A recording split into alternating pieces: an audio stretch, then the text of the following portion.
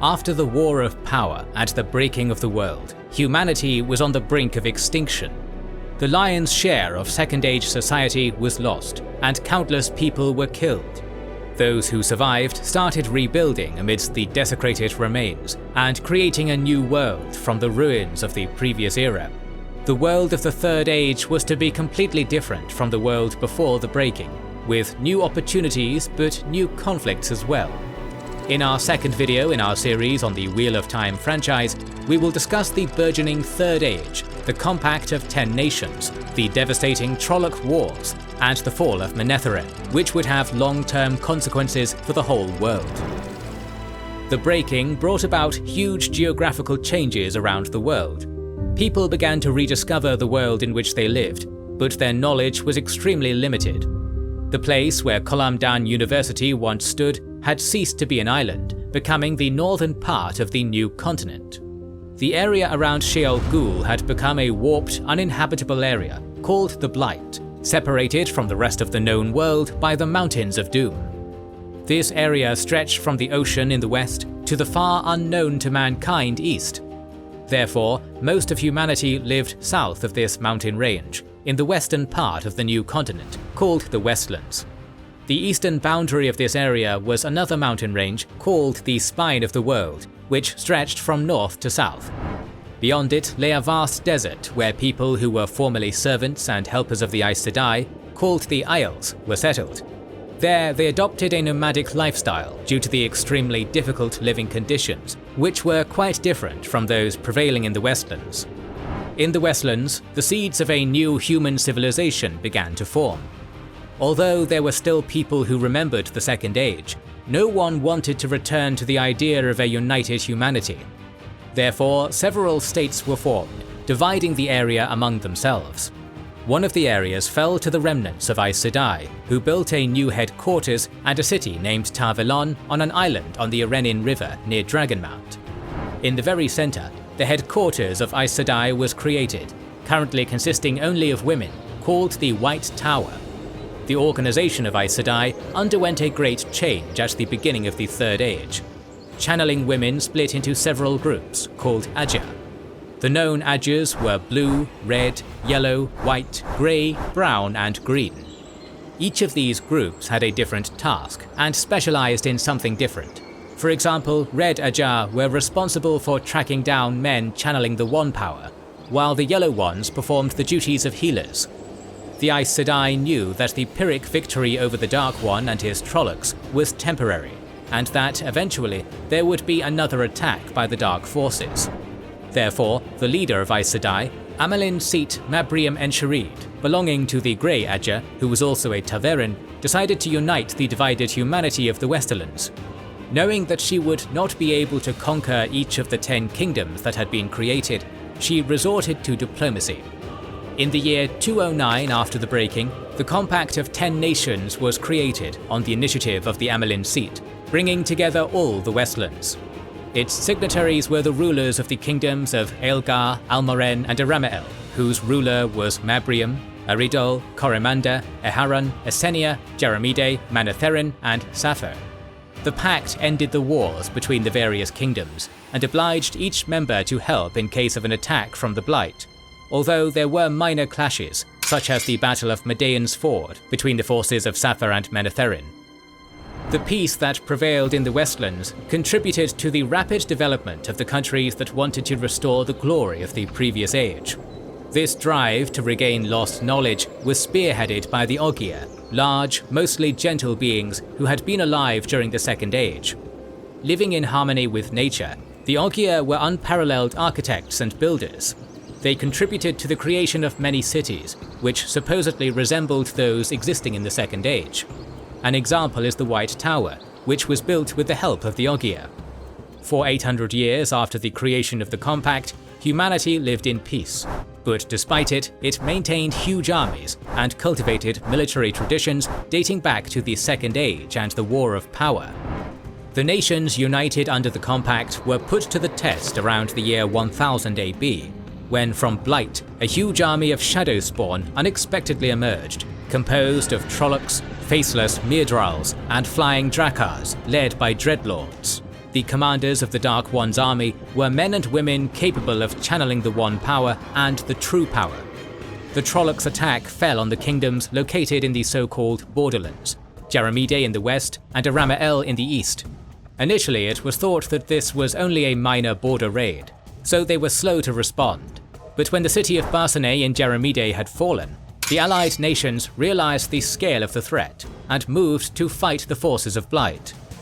The initial ignoring of the threat led to the collapse of many cities, even those erected by the Ogier, but the biggest blow to the allied forces was the fall of the kingdom of Aramael. The loss of this frontier nation opened the way for Shadowspawn to most of the kingdoms of the Westlands. As more and more Trollocs poured into the south, new tactics were developed, as the armies of allied humanity resorted to encircling the smaller troops of the Shadowspawn and taking them out through Fabian warfare, instead of in large pitched battles. This was due to the fact that the troops of the Compact didn't fight under one supreme command, but under their own commanders. In addition, the troops of one country often didn't set out to help another in battle, fearing retaliation from the Dreadlord's troops. The only occasion in which they would commit to a major battle was if there were Aes Sedai in the army. The new tactic proved to be quite effective, but it did not stop the advance of the Shadowspawn troops to the south. Another kingdom that stood in the way of the Trollocs was Aridhol. The ruler of this kingdom, Balwen Mael, wanting to drive out the invaders, adopted the attitude suggested to him by his advisor Mordeth. The latter advised the king that the Shadowspawn should be treated more cruelly than the Trollocs treated humans. This will arouse fear among the enemy so great that they would stop attacking Aridhol. Putting Mordeth's plan into action with the battle cry, "The victory of the light is all," Balwen's troops mercilessly opposed the Blight troops, but their brutal tactics caused huge casualties. Alarmed, the ruler of the neighbouring kingdom of Manetheren, Thorin, sent his son, Prince Kar al-Thorin, to Balwen's court to prevent Aridhol from moving to the shadow side. Almost immediately upon his arrival, Kar was imprisoned and subjected to torture, his hand amputated. The desire to defeat the Shadowspawn and the extremely brutal campaign against the Trollocs took a toll on the psyche of the kingdom's inhabitants, who began to consider everyone around them as their enemies and allies of the Dark One. After escaping from Aridhol, the Prince of Manetheren came to his father and told him about what had happened in the neighbouring kingdom. The ruler of Manetheren gathered troops and moved to Aridhol, the capital of the kingdom of the same name. Arriving at the place, they noticed that only ruins devoid of any people remained from the once great city. Manetheren's troops left Aridhol and returned to their kingdom. However, it was not entirely true that the city was empty. When, after some time, the army of the Shadowspawn occupied the city, wanting to spend the night in it, the next day it turned out that the whole army had disappeared. Only the equipment of the army and inscriptions on the walls in the language of the Trollocs asking the Dark One for help were left. Stubbornness, fanaticism in the fight against the Shadowspawn, and hatred towards the Dark One led to the formation of a murderous fog called Mashadar that moved at night around the city, consuming all the living beings that were in it. The city was cursed and named Shadar Logoth, which means place where the shadow waits, or the shadow's waiting. No one dared to enter this place. Both the forces of light and shadow bypassed Shadar Logoth. Ravens blackened the sky, Trollocs blackened the land. At night their cook fires outnumbered the stars, and dawn revealed the banner of Baal-Zaman at their head. Moraine Damodred, the Eye of the World. After the fall of Aridhol, the troops from Blight gained a new foothold to attack the neighbouring kingdoms of Manetheren to the south and Coromanda to the east. King Thorin of Manetheren and his grandson and successor, Aemin al-Kar el-Thorin, actively participated in many battles against the Trollocs on almost all fronts of the war, earning the monikers Thorn in the Dark One's Foot and the Sword That Cannot Be Broken. The experience gained by the troops of this kingdom, and fame after many victorious battles, led to the creation of an elite unit called Shenan Kalhar, the Band of the Red Hand.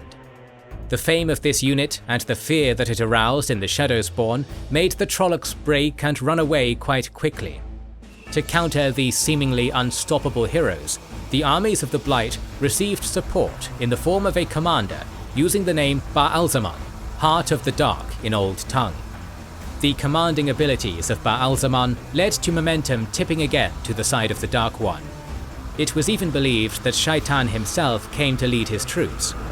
Around the year 1200 AB, Ba'alzaman marched on Manetheren when its troops, under the command of Aemon el-Kar el-Thorin, fought elsewhere, winning an unusually bloody battle in the field of Beqar in the Kingdom of Coromandel.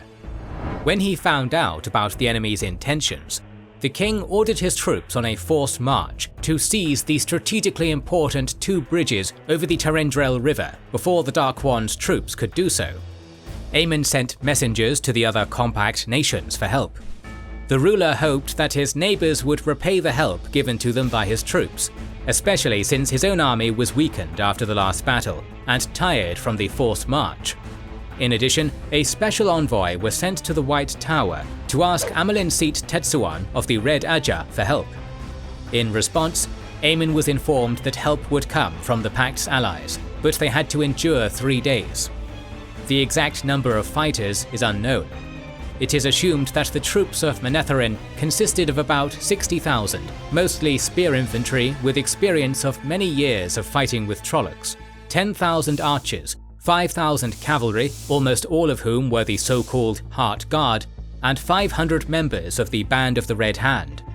According to later data, the Shadow forces were supposed to count tens of thousands, so it can be assumed that the army under Ba'alzaman's command numbered from 500,000 to 900,000 Trollocs, additionally supported by the Dreadlord's channelers and thousands of ravens that were to constitute aerial reconnaissance. Despite the fact that the Trolloc forces outnumbered Manetheren's 10-1, Aemon's forces had a good chance of winning. The army's experience, gained at an earlier stage of the war, fighting on one's own soil under the command of a brilliant commander and in a place convenient for defense, effectively eliminated the numerical advantage of the enemy. Manetheren's troops arrived at Tarendrel at night, a few hours before the Shadow forces. In the morning, the battle started. King Aemon chose the perfect place to defend himself, standing in the way of the Shadow spawn. The left flank of Light's forces was secured by a river, and the right flank by marshes and bogs. The king did not participate directly in the battle, standing on a nearby hill and overseeing the fighting below. In addition, by being on display for his people, he could raise their morale, so they could hold the enemy back longer and more effectively. Veterans, experienced after many battles, held back the subsequent attacks of the Trollocs.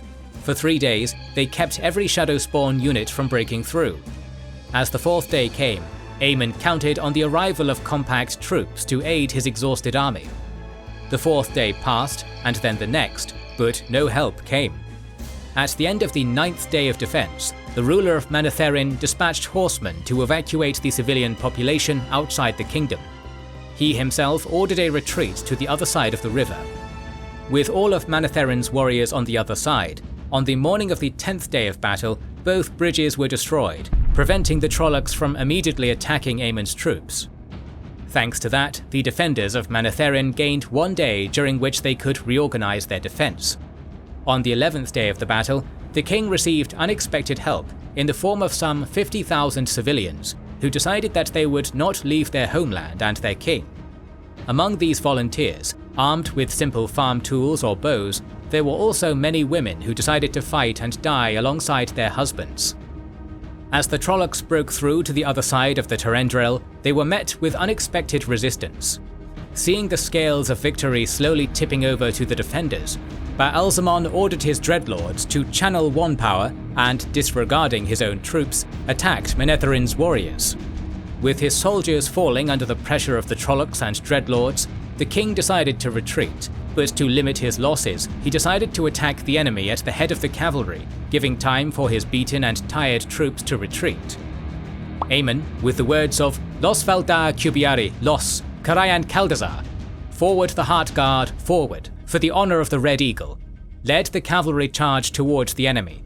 Experienced footmen opened their ranks, allowing the riders to strike the enemy successfully. This charge stopped the Trollocs and allowed the withdrawal of the rest of the troops.